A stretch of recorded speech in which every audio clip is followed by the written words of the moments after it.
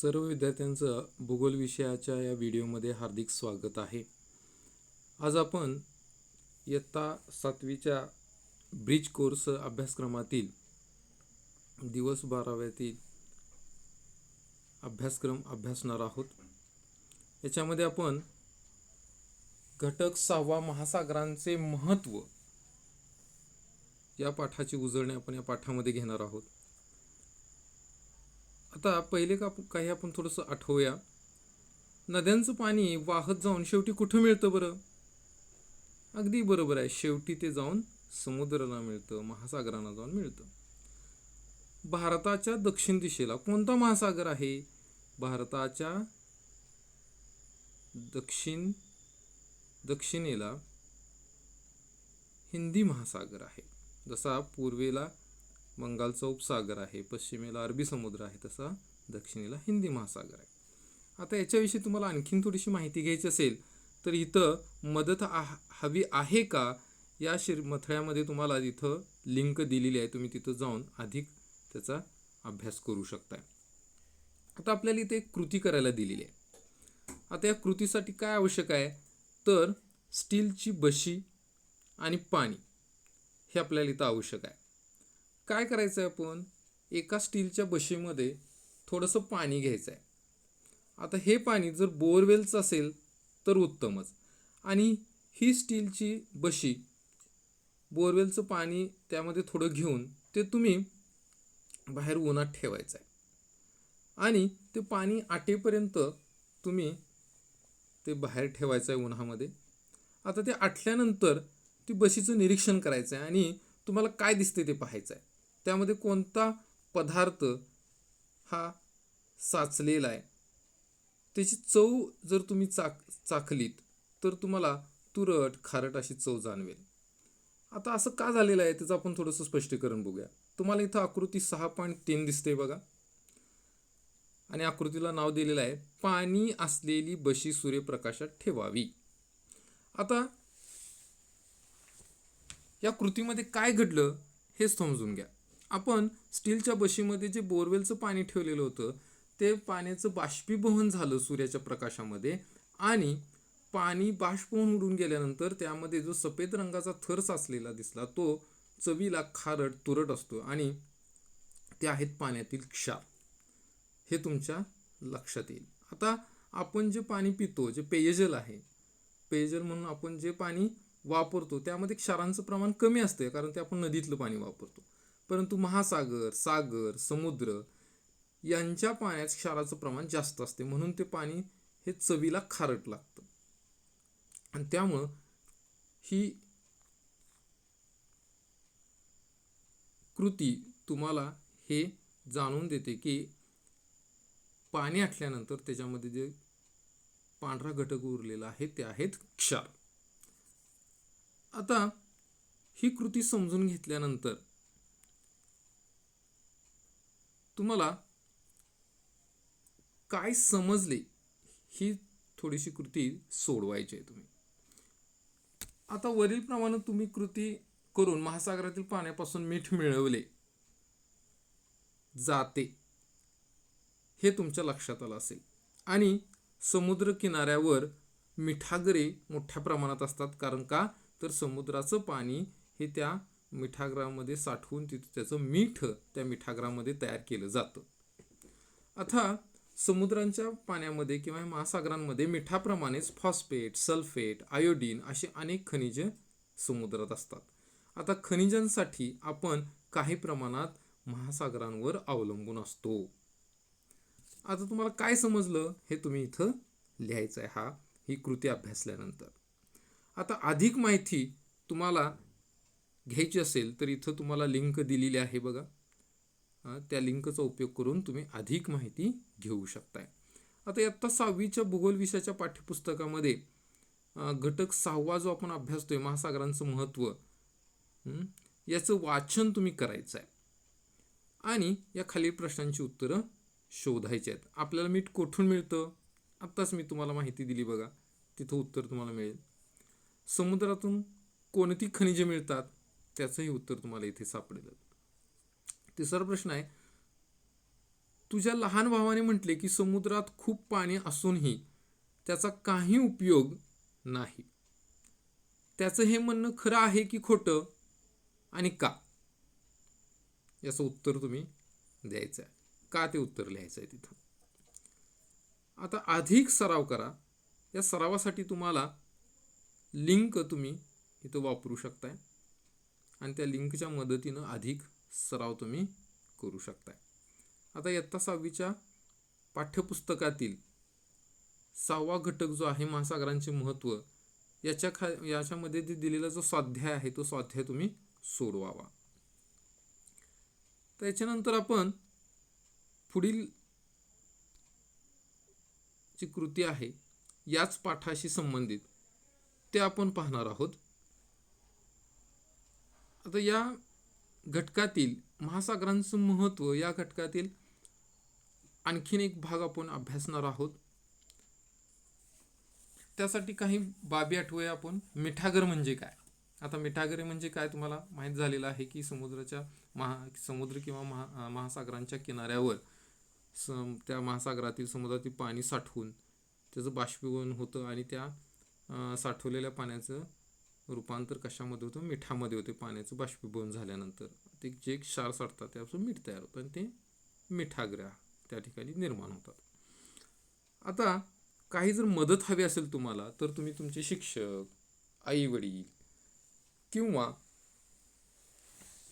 यांची मदत तुम्ही घेऊ शकताय. शिक्षकांनाही दूरध्वनीद्वारे विचारून मदत घेऊ शकताय. त्याचबरोबर तुम्हाला इथे जे लिंक दिलेली आहे त्याला जर तुम्ही टच केलं तर तुम्हाला या पाठाशी संबंधित भाग या लिंकवर उपलब्ध असेल.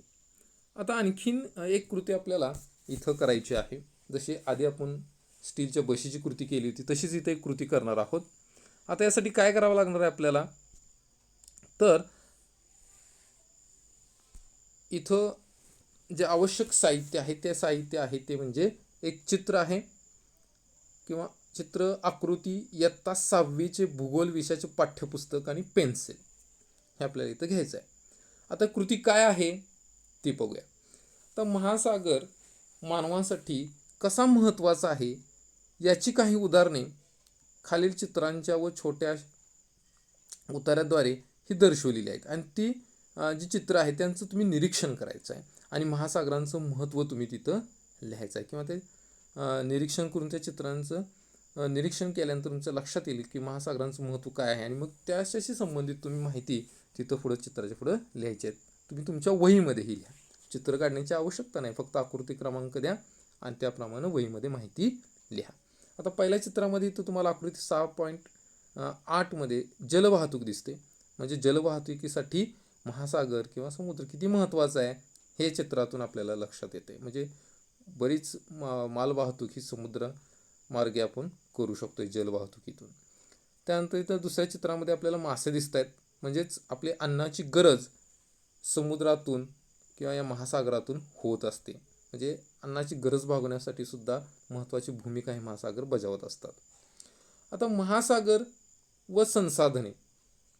आता महासागरांचं संसाधन आपल्याला जे विविध दैनंदिन गरजा त्याच्या व्यतिरिक्त आपल्याला जे काही आवश्यक गोष्टी आहेत ते पूर्ण करत असताना महासागरातून आपल्याला काही संसाधनं उपलब्ध होत असतात. आता महासागरातून जसं मीठ मिळतं तसं त्यामध्ये विविध खनिजे मिळतात, मासे मिळतात, शंख, शिंपले, त्याचबरोबर यासारखी अशी विविध उत्पादनं आपल्याला समुद्रातून महासागरातून मिळत असतात. आणि याच्या व्यतिरिक्त याच्यातून लोह, शिसे, cobalt, sodium, manganese, chromium, zinc इत्यादी खनिज पदार्थ मिळतात आणि त्याच्याचबरोबर खनिज तेल आणि नैसर्गिक वायू हे सुद्धा मिळतं. खनिज तेल तर माहीतच आहे, पेट्रोल आहे किंवा ऑइल आहे. त्याचबरोबर नैसर्गिक वायू म्हणजे गॅस विविध प्रकारचे आपल्याला त्यामध्ये मिळतात. आता इथं तुम्हाला काय दिलेलं आहे पहा. 4 चित्र दिलेली आहेत. आकृती 6.7 मध्ये बघा. 6.7 एक पहिलं जे चित्र आहे ते शिसा आहे. म्हणजे जे समुद्रातून आपल्याला जे महासागरातून शिसे मिळतात त्याचं चित्र इथं दिलेलं आहे. दुसऱ्या चित्रामध्ये आहे कोबाल्ट, तिसऱ्या चित्रामध्ये आहे मँगनीज आणि चौथ्या चित्रामध्ये आहे लोह खनिज. म्हणजे ही खनिजांची चित्र आपल्याला इथं दिलेली आहेत की जे समुद्रातून आपल्याला मिळतात, ही संसाधनं आपल्याला मिळत असतात. आता भविष्यात महासागरांच्या लाटा ज्या आहेत त्या लाटा किंवा जी भरती ओहोटी आहे त्या भरती ओहोटींच्या मदतीनं आपण वीज निर्मिती करता येणार आहे.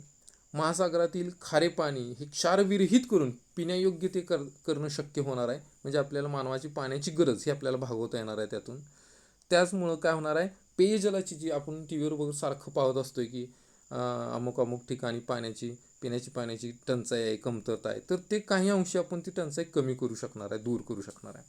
आता संयुक्त अमिरातीमधील दुबई या शहराची पेयजलाची व्यवस्था याच पद्धतीने करतात. म्हणजे समुद्रातून ते पाणी क्षारयुक्त जे आहे ते क्षारविरहित करून पिण्यायोग्य पाणी ते बनवलं जातं. आता आकृती 6.6 तिवरी किंवा खारपुटीची वने हे चित्र दाखवलेलं आहे. आता खारपुटी ही एक प्रकारची वनस्पती आहे की ती समुद्राच्या काठावर आपल्याला आढळून येते. याचं वैशिष्ट्य असं आहे की ही समुद्र किनाऱ्यावर असणाऱ्या दलदलीच्या भागामध्ये आढळून येते, खाडीच्या क्षेत्रामध्ये मोठ्या प्रमाणात आढळून येते. क्षारयुक्त मृदा आणि दमट हवामान हे या वनस्पतीला पोषक असते आणि अशा ठिकाणी ही तिवरी किंवा खारपुटीची जंगले आढळून येतात. आता समुद्राची वने हे समुद्राची जी वनं आहेत हे वाढत आहेत. खारफुटीचं लाकूड तेलकट, हलकं व टिकाऊ असते. इंधनासाठी व नाव तयार करण्यासाठी या लाकडांचा उपयोग होतो आणि खारफुटीच्या वनांमुळे किनारी भागास महाकाय लाटांपासून संरक्षण मिळते.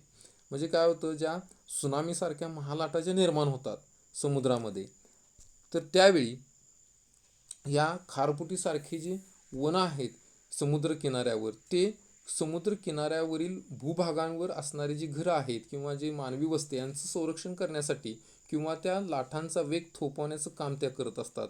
आणि जे समुद्र किनारा जो आहे, जो समुद्र किनाऱ्यावर जमिनीचा भूभाग जो आहे त्या भूभागाला पाण्यामध्ये धूप होण्यापासून वाचवण्याचं कामसुद्धा ही तिवरी किंवा खारफुटीची वनं करत असतात. आणि त्यामुळे नैसर्गिकदृष्ट्या हे अतिशय महत्त्वाची भूमिका बजावत असतात. आता या तिवराच्या वनामध्ये विविध जैवविविधता आढळून येते आणि जैवविविधतेचे संरक्षण करण्याचं काम हे तिवर किंवा खारफुटीची वनं करत असतात. आता या वनांच्या शेजारी शहरं असल्यास या वनांना शहरांची फुफ्फुसे म्हणून ओळखले जातात, कारण ते हवा शुद्ध करणे किंवा त्या शहरांचं समुद्र लाटांपासून संरक्षण करण्याचं काम ह्या करत असतात. त्यामुळे यांचं महत्त्व निसर्गामध्ये अतिशय मोलाचं आहे. आता तुम्हाला इथं आणखीन एक अध्ययन कृती दिलेली आहे बघा. 18 मे 2021 रोजी तोत्के चक्रीवादळ हे आपल्या महाराष्ट्र राज्याच्या समुद्र किनारी भागावर येऊन आदळलेलं होतं आणि त्या चक्रीवादळामुळं खूप मोठं नुकसान आपल्या राज्यामध्ये झालेलं होतं. आता या वादळानंतर काय झालं, तर वादळाचा जो परिणाम होता ते दाखवणारं एक चित्र इथं दिलेलं आहे. अशी चित्र तुम्ही किंवा व्हिडिओ फुटेज हे तुम्ही बातम्या टी व्हीवर वर्तमानपत्रात नक्की पाहिले असतील. त्यातलंच एक चित्र इथं आपल्याला दिलेलं आहे. याच्यामध्ये काय काय दिसतंय बघा बरं जरा तुम्हाला. समुद्र किनारा आहे बघा, त्या ठिकाणी झाडं 1-2 दिसत आहेत, थोडी जास्त दिसत नाही आहेत. त्याचबरोबर विविध कचरा हा या किनारपट्टीवर येऊन साचलेला आहे हे दिसतंय बघा. आता हे वरील जे चित्र आहे ते पाहून तुमच्या मनात काय विचार आले आहेत ते विचार इथं तुम्ही लिहायचे आहेत. आता शहरांमध्ये निर्माण होणारा जो घनकचरा आहे तो घनकचरा हा सागर जलामध्ये टाकणे, त्यानंतर समुद्रामध्ये होणारी जी तेलगळती आहे जहाजांमधून, म्हणजे दुर्घटना झाली, 2 जहाजं एकमेकांना धडकली किंवा आणखीन काय दुर्घटना झाली, विस्फोट वगैरे झाला, तर त्या जहाजांमध्ये असणारे जे काय तेल आहेत ते खनिज तेल हे गळती होते किंवा ते सांडतं समुद्रामध्ये आणि पर्यावरणाला नुकसान होते. आता त्याचबरोबर मासेमारीचा जो अतिरेक अति मोठ्या प्रमाणात मासेमारी केल्यामुळं सुद्धा पर्यावरणाला नुकसान होते.